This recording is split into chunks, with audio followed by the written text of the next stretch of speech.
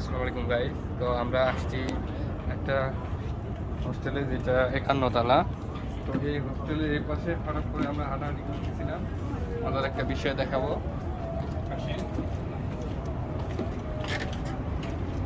আমি জানি না এই জায়গায় একটা ফুটবল খেলার মাঠ আছে, ফুটবল খেলছে এখন।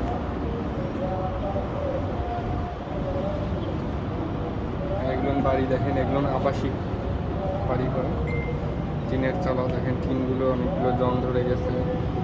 পাশাপাশি দেখেন বড় বড় গাছ, তারপরে এই পাশে বড় বড় বিল্ডিং আছে, যেরকম ঢাকা শহর হয় এরকমই প্রায় সেম, এর থেকে বেশি কিছু না।